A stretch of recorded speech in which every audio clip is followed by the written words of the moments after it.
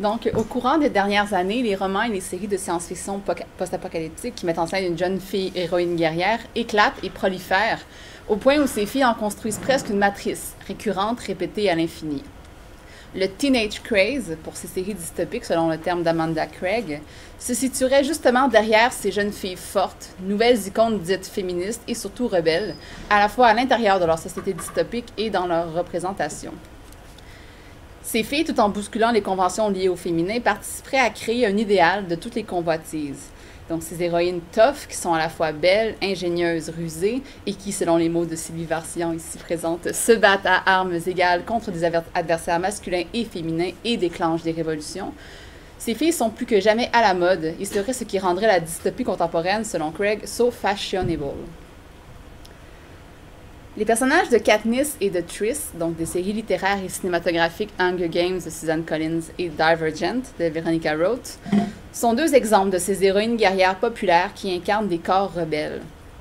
Autant comme personnages que dans les représentations, la dystopie incarnerait donc cette rébellion à l'ordre établi, comme le mentionne Amanda Craig, et je la cite. « All good dystopian novels are driven by the will to resist conformity. » Donc, nous nous intéresserons plus précisément à cette résistance au modèle féminin dit traditionnel que présentent ces personnages.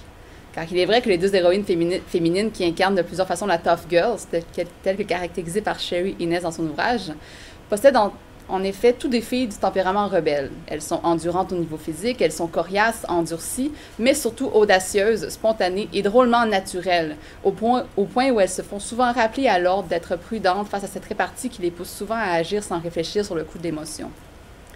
Bref, elles bousculent les conventions et provoquent la révolte au cœur d'un système social particulièrement rigide.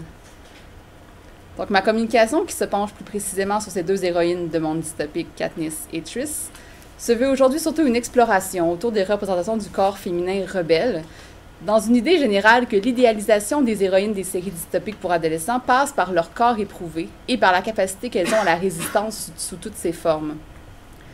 Par les références aux notions de corps extrêmes, de survivance et de discipline corporelle, nous observerons de quelle façon Triss et Katniss donnent l'impression d'un corps rebelle, mais celui-ci restant néanmoins conditionné à l'intérieur d'un système de pouvoir et de normalisation des corps. Donc, la Tough Girls et la survalorisation du corps extrême.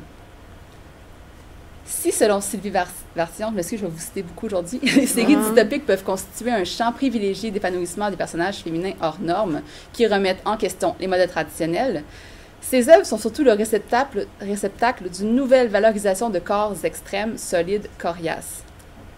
En effet, ces corps qui expérimentent des sensations fortes, des douleurs extrêmes et qui vivent dans le risque se rapprochent de ce que Ariane Bessette, dans sa thèse, définit par le corps extrême, donc qui constitue notamment en le dépassement des limites du corps, un désir de briser les conventions, ainsi que la volonté de dévoiler la mortalité du corps, donc par son rapprochement constant avec les limites de celui-ci. On peut dire que les héroïnes des fictions dystopiques telles que sont Katniss et Triss, proposent une représentation des corps extrêmes féminins parce qu'elles sont soumises à des épreuves physiques intenses et qu'elles explorent les limites et l'endurance du corps. Excusez. Donc, Sylvie Varsian le confirme en affirmant que Katniss incarne un état limite du féminin, en ce que, malgré ses 16 ans, elle est passée dans des conditions de survie extrêmes où son corps est contraint de se plier aux exigences imposées par l'autorité. En effet, Katniss se voit dans l'obligation d'assurer sa survie et celle de sa famille. Et puis, lorsqu'elle se retrouve au cœur des Hunger Games, donc elle doit lutter pour se garder en vie. Triss, dans son cas, devient malgré elle la cible de répression, puisqu'elle est désignée comme une divergente, c'est-à-dire comme potentiellement dangereuse à la sauvegarde d'une société en paix. Cette valorisation des corps extrêmes dans la littérature et au cinéma trouve, selon les auteurs Sylvie Bérard et Andrea Zanin, écho dans notre société contemporaine. En effet, selon elle, dans un monde où l'extrême est prisé et où chaque minute doit être vécue dans l'intensité ou ne pas être, donc ces deux auteurs affirment que, et je les cite, « Nos identités se construiraient et se modéliseraient dans l'idée d'une performance extrême, vers les limites de nos possibilités, réelles ou idéalisées, oscillant vers l'infiniment gros et l'excessivement maigre, le toujours plus rajeuni et la plus grande longévité, les sensations fortes de tout acabit. » Donc, cette conception valorisée de l'extrême serait quintuplée dans les fictions dystopiques. En effet, Bérard et Zanine proposent que la littérature et les mondes fictifs en général, donc le cinéma, les jeux vidéo, etc., parce qu'ils s'affranchissent des contingences du monde réel, permettent de repousser davantage les frontières de l'extrême. En ce sens, les sociétés post-apocalyptiques seraient, selon moi, à même de glorifier ces représentations de corps extrêmes.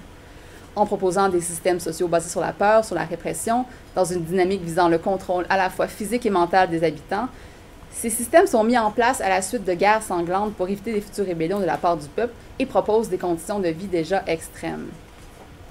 Dans l'idée d'une rigidité suprême, ces sociétés supportent l'idée de séparer pour mieux régner, comme c'est le cas pour les districts dans Hunger Games et les factions dans Divergent. L'oppression de ces sociétés participerait ainsi à la création de corps extrêmes vivant sous le joug des manques, de privation et de contrôle rigide. L'extrémal se pose cependant comme problématique dans ces fictions young adultes, dans la mesure où, si les représentations du corps se veulent extrêmes, elles ne brisent pas les conventions et sont loin d'incarner une position anticonformiste. Au contraire, le corps extrême se développe à l'intérieur d'un cadre rigide de représentation qui empêche celui-ci de se libérer au-delà des limites permises. Nous en verrons un exemple plus loin avec Triss. Le rapport des héroïnes à la violence et aux épreuves de combat de la même façon pourrait participer à l'incorporation d'un corps extrémal. Cependant, il me semble que les cadres narratifs dystopiques dans lesquels évoluent les héroïnes problématisent aussi leur rapport au corps extrême et à la violence, dans la perspective où elles se voient, dans ce fait, dans une certaine obligation d'être fortes et violentes. La violence, dans leur cas, se voit justifiée par des agents extérieurs et ne vient pas nécessairement d'elle-même.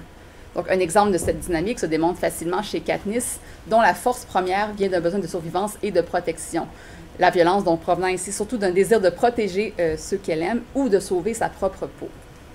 Donc, dans un cas ou dans l'autre, les héroïnes manifestent explicitement leur agacement face à l'obligation d'être violentes, ainsi que le dégoût face aux morts qu'elles provoquent malgré elles. Donc, en fait, la force des personnages de Katniss et Triss provient d'une combativité qu'elles développent au fur et à mesure de l'intrigue, sous le coup qu'elles se retrouvent malgré elles au cœur de danger. Et n'ayant pas vraiment nécessairement l'envie d'être ce qu'elles sont, elles finissent par accepter leur destin, mais y sont poussées. Donc, on peut les considérer comme fondamentalement bonnes et violentes plutôt par sacrifice, écrasées qu'elles sont par leur fardeau d'être ce qu'elles doivent être et se battre. Donc, on le voit bien dans la manière dont Katniss refuse tout d'abord de mener la révolte, craignant de devoir causer encore des morts innocentes. La même chose se voit chez Triss, qui, dans le second opus, se livre à Janine afin que cessent les suicides que cette dernière occasionne par sa faute. Ainsi, elles prennent les armes parce qu'elles n'ont pas le choix. En effet, elles ont, une et l'autre, un monde à sauver, mais leur opinion change au fur et à mesure de l'histoire, donc ayant bientôt la considération intrinsèque qu'elles doivent agir et qu'elles en ont le pouvoir. Malgré tout, leur position les pose dans une certaine fatalité, et ainsi, elles canalisent toute leur force dans leur féroce désir de survivance. Par ces comportements, les héroïnes ne proposent pas une représentation de la fille forte, on pourrait dire classique, notamment par le fait qu'elles sont présentées comme à la fois fortes et vulnérables, violentes et sensibles, donc même si elles ne cherchent pas nécessairement à le montrer, mais nous y reviendrons. Cependant, donc, elle propose en ce sens des représentations plutôt nuancées et de ce fait réalistes et humaines, ce qui explique peut-être qu'elle provoque aussi ainsi autant d'émoi de la part du public. Donc, la survivance du personnage féminin. Les conditions extrêmes de leur existence construisent des héroïnes qui proposent des corps solides et extrêmes qui ont la capacité de survivre aux épreuves physiques et mentales dont elles sont l'objet. Leur force et leur capacité de résistance, de plus que les rudesses dont sont l'objet leur corps, semblent au cœur de la popularité que leur donnent les lecteurs, lectrices, téléspectateurs, téléspectatrices, et elles sont acclamées ainsi comme modèles. Mais plus que leur corps coriace, c'est leur capacité à lutter contre les blessures et la douleur qui est mise en évidence. Par exemple, dans un article qu'elle écrit pour une revue populaire, Sylvie Vartan décrit les héroïnes de fiction dystopique en ces mots, je la cite.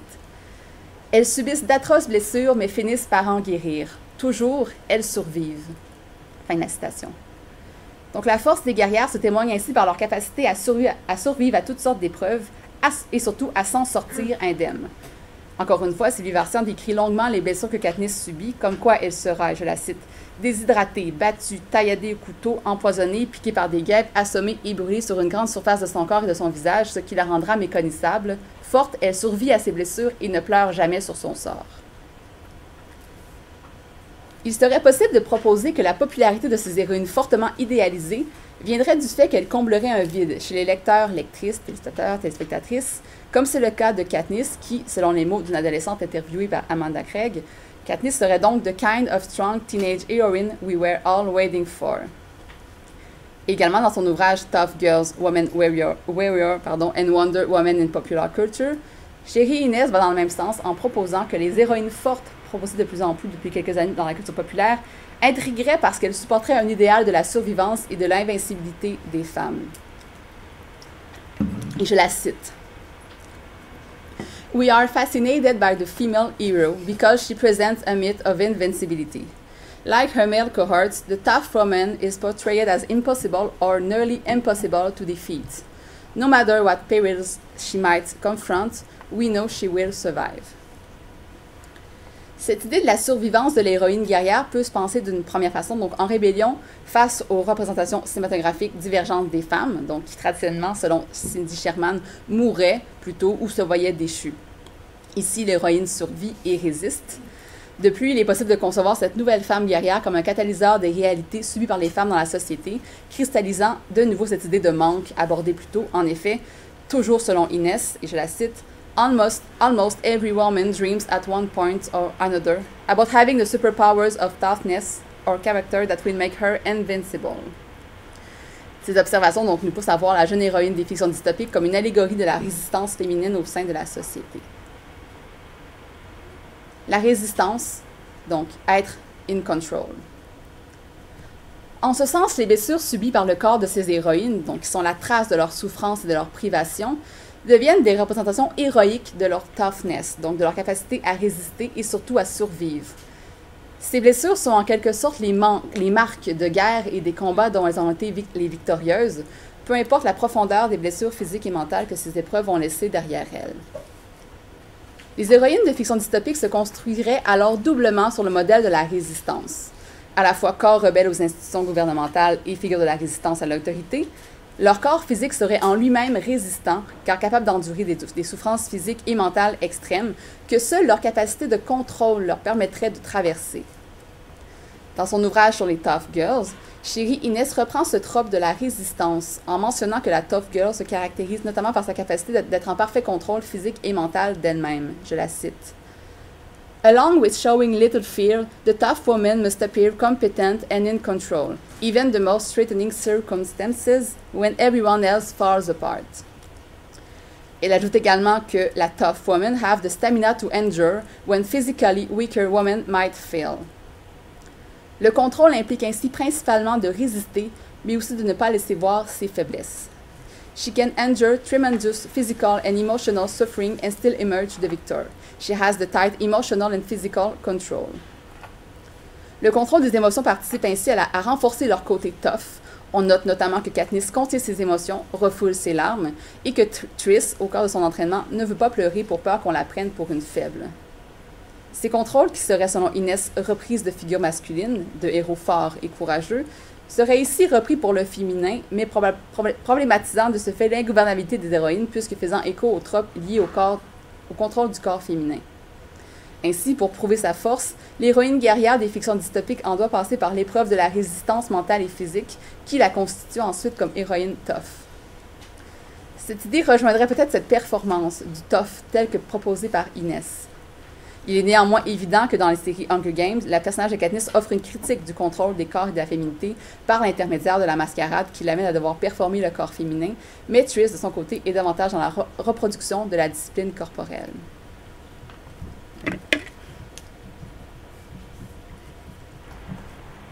Mais si les héroïnes produisent des représentations de corps en contrôle, celui-ci est d'autant plus problématique qu'il se construit dans les deux séries à l'intérieur d'un système de pouvoir. Dans ces séries, ces héroïnes rebelles se voient surtout, chacune à leur manière, contraintes de reproduire un modèle corporel strict qui implique une incorporation des normes soit féminines, pour Katniss, ou normalisées, pour Triss. Cette idée, donc, ayant déjà été développée dans le cas de Katniss dans un article de Sylvie Vartian, nous nous concentrons aujourd'hui sur le cas de Triss et à la normalisation de son corps au cours de son entraînement extrême.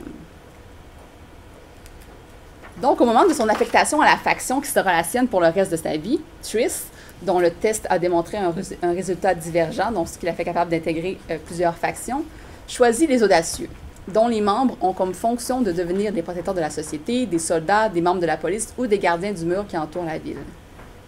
Malgré son passé altruiste, Triss est attirée par les audacieux parce qu'ils sont, je la cite, courageux, libres et sans peur. De plus, les audacieux se proposent de vivre dangereusement et sont ainsi sans cesse confrontés aux risques, que ce soit par leur saut du train qu'ils doivent effectuer tous les jours pour se rendre à leur faction, ou l'aménagement de leur lieu de vie, où les rambardes et les criques sans barrière abondent et qu'un seul mauvais mouvement peut les amener à la mort.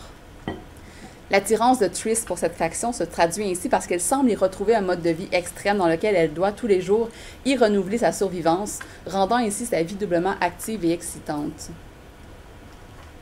Nous avions abordé que le corps extrême qui se caractérise, selon Ariane Bessette, par des conduites à risque et par une poussée des limites, tendrait vers un dépassement de la faiblesse naturelle du corps par le développement accru de sa force et une poussée constante de ses limites. Mais ces corps extrêmes dans la faction des audacieux, loin de représenter une anticonformité de leur image, rejoindraient surtout la conformité, en ce qu'ils se doivent ressembler à un certain modèle de force et de pouvoir. Cette normalisation des corps est représentée dans l'entraînement que doit suivre Triss à son entrée dans la faction, qui représente en tout point une épreuve de passage qui déterminera sa capacité à faire partie des audacieux, sinon en quoi elle sera obligée de devenir une sans-faction.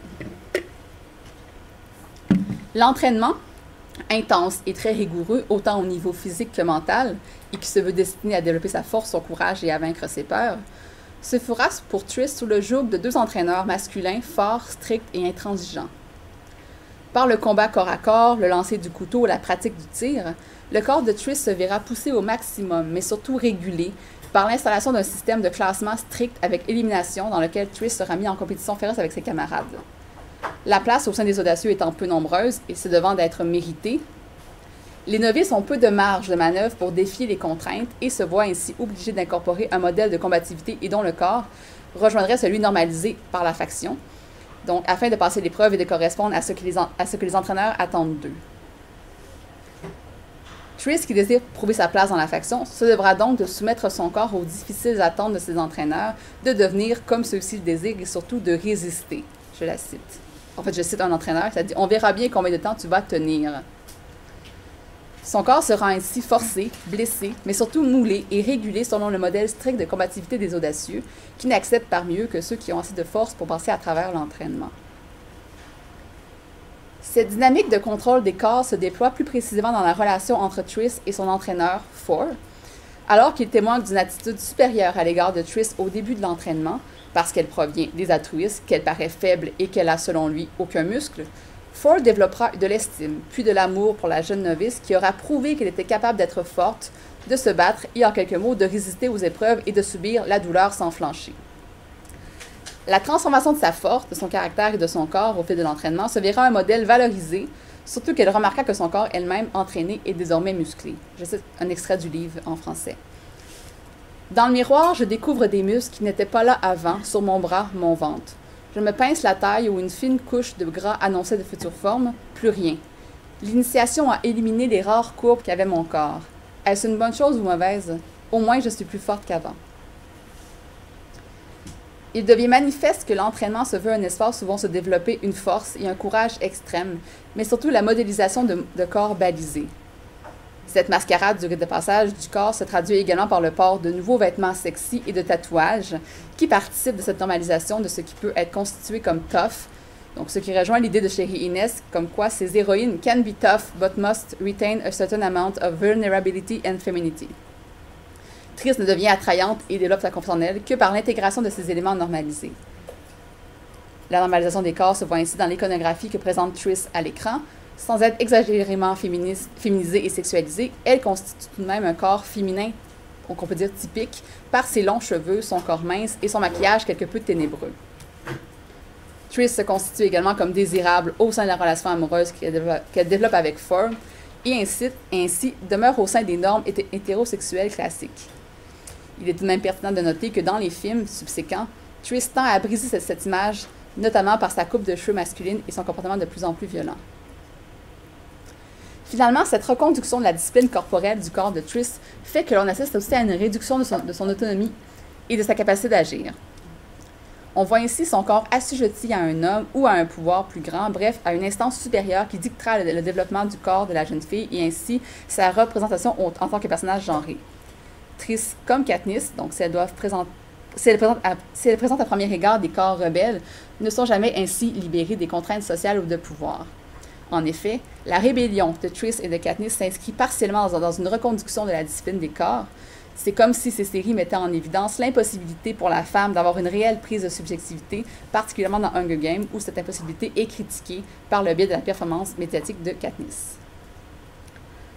Bref, l'héroïne rebelle doit répondre aux attentes et se montrer forte afin de survivre aux épreuves. On leur demande d'être forte. D'ailleurs, David, dans le deuxième film de